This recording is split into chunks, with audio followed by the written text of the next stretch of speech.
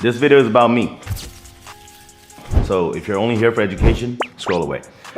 I used to be painfully shy. Like I would blush if I coughed near someone. I don't want people to recognize that I coughed. Then at age of 10, I was diagnosed with Tourette's. Tics, twitches, and noises, all the stuff that people stare at, right?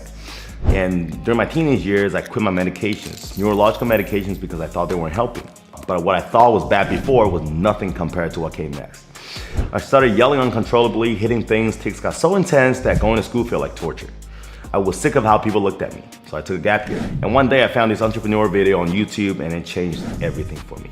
But the guy that I watched turned out to be a scammer. So anyways, I learned e-commerce because that was hot back then. I learned websites, I skipped school, I learned how to build mobile apps at Hack Reactor.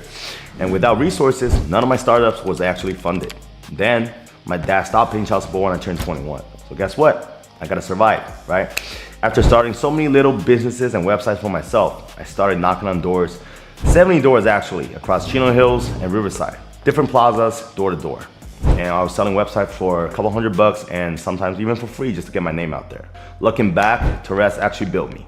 If I didn't have that shit, I would never have the courage to knock on strangers' doors. And then one of my lawyer friends asked me, Jackie, you're pretty young, right? Can you make these new style, viral style videos that people would like to watch? And I'm like, let me try. To my surprise, I was pretty good at it. And as a kid, I always liked to be creative, and I'm pretty passionate about being creative in general. So the ideas, scripts, hooks, all natural. The lawyer actually became one of my first viral clients. One video blew up, the leads started pouring in, and after that, I just kept sharpening the craft.